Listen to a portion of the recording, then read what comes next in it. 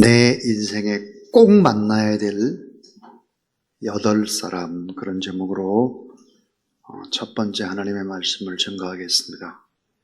자, 내 인생에 정말 내가 꼭 만나야 될 8사람입니다. 미래교회학자 로렌더 스윗이라는 사람은 8명의 동역자를 만나면 반드시 승리한다, 그런 얘기를 했습니다. 내 인생길에서 내가 꼭 만나야 될 8명의 사람들, 정말 어떤 사람일까 하는 것입니다. 꼭 여러분 이 말씀을 좀 앞으로 4번 설교를 하게 될 것인데 이 말씀에 귀를 기울이면 참 좋겠습니다. 중국은 워낙 자전거가 많은 나라죠. 보통은 장사하는 가게 앞에, 담벼락 앞에 사람들이 자전거를 주차하고 출근을 합니다. 해도 너무너무 자전거가 늘어나는 거예요. 가게 주인은 자신의 담벼락에다가 이런 경고문을 써붙였습니다. 온갖 경고문을 다 써붙였어요. 제발 대지 마세요. 대면은 신고합니다. 뭐 이런 거 해도 이 협박이 통하지 않아요. 그런데 어느 날 국내 하던 중 주인이 기발한 아이디어가 떠올랐습니다. 그리고 그날로 모든 그 담벼락에다가 주차하던 자전거가 하나도 주차하지 않게 된 거죠. 그 경고문의 내용은 뭐라고 썼을까? 다음과 같이 썼다고 합니다. 자전거를 공짜로 드립니다. 아무나 가져가도 됩니다. 다 가져가도 됩니다. 이런 경고문이었다고 합니다. 저도 여러분에게 이런 경고문 하나를 쓰고 싶습니다. 8사람만 만나와라. 반드시 우리 인생은 성공한다. 그렇게. 자, 8명. 내 인생길에서 내가 꼭 만나야 될 8사람. 이 제목으로 설교를 할 텐데 처음부터 이렇게 이게 반문을 하는 사람들이 있을 수 있겠습니다. 내가 꼭 8명은 만나고 싶다고 해서 내 마음대로 만나지느냐? 이렇게 질문하는 사람들. 이렇게 반문하면서 마음을 닫으면 그것은 여러분의 책임입니다. 꼭 만나야 되죠. 8명을. 자, 그 8명을 만나면 드림팀이 되는 것입니다. 엄청난 일을 할 수 있습니다. 자, 첫 번째 만나야 될 사람입니다. 첫 번째 만나야 될 사람이 누굴까? 이드로입니다. 이드로. 오늘 출애굽기 4장 18절, 모세가 장인 이드로에게 돌아가서 그에게 이르되, 내가 애굽에 있는 내 형제에게로 돌아가서 그들이 생존하였는지를 보려고 하오니 나로 가게 하소서. 이드로가 그에게 따라서 평안히 가라. 자, 모세의 상인 이드로, 그는 히브리어로 평안히 가라 하니라. 이 말이 보면 렉라 살롬입니다. 렉라 살롬. 자, 이 인사말의 의미는 뭘까? 모세가 그렇게 말합니다. 내가 애굽으로 돌아가겠습니다. 미디안 광야 40년을 보내고 난 다음에, 그리고 내 형제가 살았는지 죽었는지 내가 좀 보고 그렇게 하나님의 뜻에 좀 따르려고 합니다. 그랬더니 모세의 장인 이드로가 평안히 가라 하니라 그랬는데, 이 말의 의미는 이런 의미입니다. 평화를 가지고 평화를 향해서 나아가라. 평화롭게 가라. 다시 말하면 큰 일을 위해서, 나라와 민족을 살리는 그 일을 위해서라면 자녀들과 내 아내도 내게 맡기고 평화를 위해서 너는 떠나가라. 그리고 평화를 위해서 힘있게 일을 해야지. 걱정 말게. 내가 다 자녀도 맡고 아내도 다 맡아주겠네. 나를 믿고 가게. 이렇게 격려해주고 있는 것입니다. 자, 여러분, 나를 믿어주고 나를 격려해주고 내게 용기를 주고 신뢰를 보내는 사람 한 사람만 있다면 우리 인생은 살만한 인생이 되는 것이죠.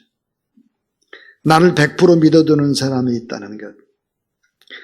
나를 더 큰 사명을 위해서 내가 가지고 있는 짐도 대신 맡겨줄 수 있는 그런 사람이 있다면, 이대로처럼 축복하고 도와주는 사람이 있다면, 결국 여러분 성경을 자세히 보면 모세의 장인 이드로는 가장 어려울 때 모세를 도와준 사람이 되지만, 사실상 성경의 결론은 진정으로 도움을 받은 사람이 누굴까? 이드로라고 말하고 있습니다. 왜 여러분 진정으로 이드로가 도움을 받은 사람일까요? 그 이유는 무엇일까요? 이드로는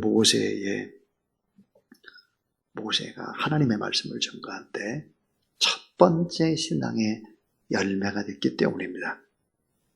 자, 하나님을 믿었기 때문이죠. 결국은 하나님을 찬양하는, 하나님을 경외하는 첫 번째 광야에서 만난 신자가 될 것입니다. 자, 모세가 광야에서 몹시 지치고 피곤하다고 낙심할 때 광야에서 만난 이드로, 모세에겐 위로와 축복입니다. 미디안 광야에서 나그네처럼 살아갈 때 이런 사람을 만난 것입니다. 여러분, 이 세상 살이가 얼마나 힘이 듭니까? 너무너무 지치고 힘들고 어렵죠. 이런 이드로를 만나 나를 믿어주고 격려해주고 내가 가지고 있는 짐도 대신 맡아줄 수 있는 사람, 이런 사람이 있는가? 여러분 스스로 한번 나에게 질문해 보시기를 바랍니다. 이런 사람 진짜 있나? 정말 있나? 하는 거예요. 자, 이방인 이드로는 광야에서 첫 번째 첫 신자가 됩니다. 하나님을 찬양하고, 다시 말하면 나를 믿어주고 나를 축복해주는 그 사람도 뭐예요? 나 때문에 잘 되는 거예요. 나 때문에. 자, 이 첫 번째 만나야 될 사람은 누굴까? 이드로였다. 믿어주는 사람, 위로해주는 사람, 또 짐을 대신 맡겨줄 수 있는 사람, 이런 사람 꼭 만나야 된다. 두 번째, 내 인생에 내가 만나야 될 8사람 가운데 또 한 사람은 누굴까 하는 거예요. 두 번째는 요나단입니다. 친구죠, 친구. 요나단은 친구를 의미합니다. 자, 이는 내가 잘 아는 사람이 아니라, 알고 지내는 의미가 아니라, 잠언 18장 24절에 보니까 친구를 이렇게 얘기하고 있습니다. 많은 친구를 얻은 자는 해를 당하게 되거니와 그랬습니다. 자, 많은 친구를 얻은 자는 해를 당한다는 거예요. 친구가 막 1000명, 2000명 많아요. 이게 좋은 게 아니라는 거예요. 그런데 뭐라고 말하느냐? 따라하자. 어떤 친구는 형제보다 친밀하니라. 정말 친밀한 친구가 있는가? 형제보다 더 친한 친구가 있는가? 마지막 생애를 편하게 마치기 위해서 의지할 수 있는 한 명의 친구, 손에 꼽을 수 있는 이런 친구가 있는가? 그렇습니다. 마지막 인생을 편하게 마칠 수 있기 위해서, 이런 친구의 내가 키케로의 말인데 성경도 비슷합니다. 자, 미국에서 캅이라는 전설적인 야구 선수가 있었습니다. 그는 개인적인 사생활을 잘하지 못했어요. 가정생활이 어렵고 자기 개인적으로 많이 힘이 들었죠. 하루는 캅이 이런 질문을 받았습니다. 만일 당신이 다시 태어난다면 어떻게 살고 싶습니까? 전설적인 야구선수, 성공한 야구선수인데 그에게 이렇게 질문을 했습니다. 그는 이렇게 말했습니다. 캅이라는 야구선수는, 나는 야구로 부와 명성을 얻었으나 나 자신의 속을 털어놓을 친구 하나가 없다. 진정한 친구 한 명만 있으면 너무 좋겠다. 내 인생은 너무 쓸쓸하다. 성공은 했어도 쓸쓸한 거예요. 아니, 나의 인생을 맡겨주지 못하고, 예를 들어서 신뢰를 못하는데 인생이 행복할 일은 없습니다. 나의 속을 다 벗겨놓고 보여줄 수 있는 영혼의 친구가 있는가? 영혼의 그 깊은 그 속을 바라보며 참 나는 내가 참 좋다. 나는 정말 내가 나의 소중한 친구다. 내 영혼을 나는 여전히 사랑하고 축복한다. 자, 우리의 추함과 부족함과 약점도 덮어주고 믿어줄 수 있는 친구. 누가 당신의 요나단인가 하는 것입니다. 나를 위해서 눈물을 흘리고 나를 붙잡아주고 나를 위해서 자신이 차지할 자리도 양보해 줄 수 있는 그런 사람. 요나단 같은 사람. 나를 사랑하고 존경해 주는 친구가 있는가? 나를 믿어주고 신뢰해 주는 친구가 있는가? 나를 이해해 주는 친구가 있는가? 역경을 만났을 때, 곤경에 처했을 때 달려와서 도와줄 수 있는 친구가 있는가? 여러분, 이순신 장군에게 아주 좋은 친구가 있었죠. 누구였을까요? 유성룡입니다. 사형당할 처지에 있을 때 그를 도와준 것도 역시 이순신 장군을 도와준 것도 유성룡이죠. 참된 우정은 언약과 같습니다. 그 언약은 변치 않고 다윗은 요나단을 뭐라고 불렀는가? 용사라고 불렀고 여인의 사랑보다 귀하다고 했습니다. 정말 사랑의 적어보면 뭘까? 우정이에요, 우정. 깊은 정을 나눌 수 있는 친구가 있는가 하는 것입니다. 요나단은 그의 아들 무비보셋이 있었습니다. 저뚝반이죠. 여러분 잘 알다시피 그 아들 다윗이 왕이 됐을 때 무비보셋을 왕궁으로 불려들여서 은총을 베풀고 있습니다. 사랑하는 여러분, 예수 그리스도를 만나면, 성령 하나님을 만나면 왜 그분이 진정한 친구가 될 수 있을까? 왜 그분이 그렇게 위로가 될까 하는 것입니다.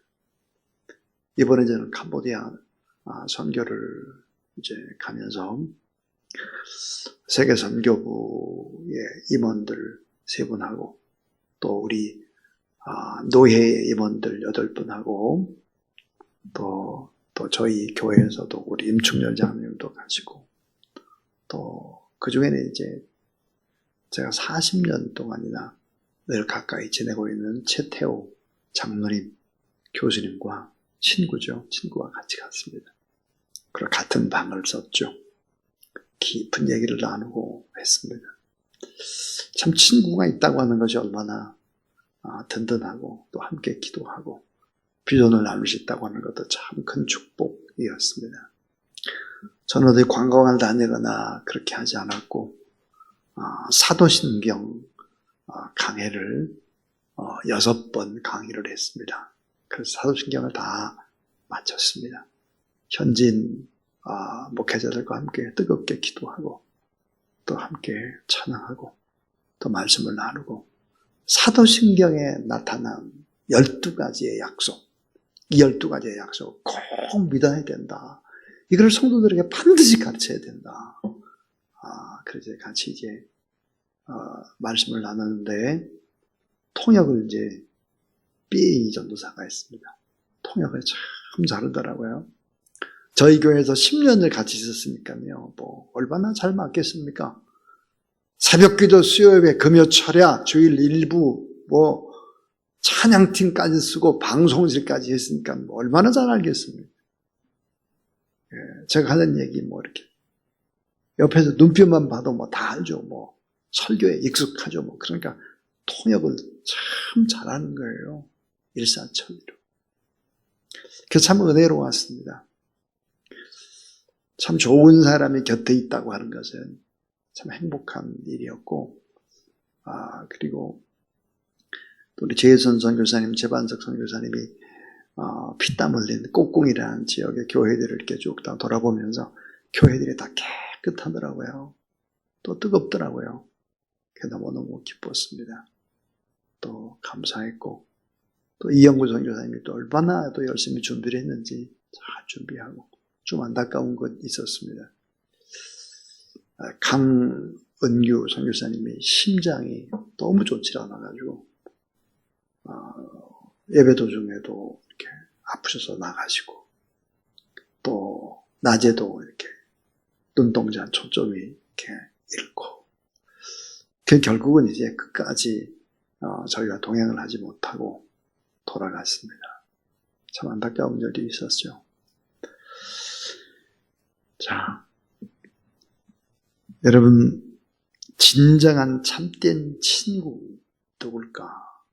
요나단과 같은 친구, 또 이드로와 같이 다 격려해주고 믿어주고 이렇게 할 수 있는 사람 꼭 필요합니다. 꼭. 우리 찬송가 394장을 한번 펴보시죠. 394장을 펴보시면 오늘 설교를 준비하면서 394장 가사를 한번 볼까요? 참 은혜로웠습니다. 1절 이렇게 돼 있죠. 이 세상의 친구들 나를 버려도 나를 사랑하느니 예수뿐일세. 예수 내 친구 날 버리지 않네. 온 천지는 변해도 날 버리지 않네. 자, 2절에 보니까 검은 구름 덮이고 광풍 일어도 예수 나의 힘되니 겁낼 것 없네. 예수 내 친구 날 버리지 않네. 온 천지는 변해도 날 버리지 않네. 자, 3절을 같이 한번 읽어볼까요? 자, 같이 시작. 괴로운 일 당해도 낙심 말아라. 영원하신 주 능력 나를 붙드네. 예수 내 친구 날 버리지 않네. 온 천지는 변해도 날 버리지 않네. 진정한 친구. 자, 내 인생길에 내가 꼭 만나야 될 8사람 누굴까? 그 첫 번째가 평화를 위해 일을 하도록, 사명을 위해 일을 하도록 나를 믿어주고 또 격려해주고 위로해주는 사람이 우리에게 틀림없이 있어야 된다. 이를 위해 기도해야 합니다. 두 번째 사람은 요나단, 사랑하고 존경하고 신뢰해줄 뿐만 아니라 내 마음 안에 있는 모든 것을 다 털어내놓을 수 있는 친구. 이 친구가 있어야 된다. 그랬습니다. 결론은 이것입니다. 오늘 우리에게 이제 8명의 친구를 다 못 만날 수 있습니다. 그러나 부족한 부분, 늘 저와 여러분 등 뒤에서 우리의 도움을 주고 바로 옆에서 앞에서 그리고 함께 싸워주는 동역자, 언제나 함께 하시는 도움을 주는 헬퍼, 그분은 누굴까? 예수 그리스도. 그분은 누구실까? 보혜사 성령 하나님이라는 사실을 믿으시기를 바랍니다. 성령은 늘 이 시간도 우리와 함께 하시는 동역자죠. 소망과 활력을 주시는 생기형, 힘이 되어주시는 성령, 꿈과 환상과 장래의 비전을 보여주시는 영, 우리가 낙심될 때도 탄식하며 우리를 위해 친히 간구하시는 성령, 인간의 구원 역사, 하나님의 영광, 증거, 축복, 이 모든 과정을 우리와 함께하는 이 보혜사 성령 하나님을 의지하는 그런 귀한 이 시간 되기를 주의 이름으로 축원합니다.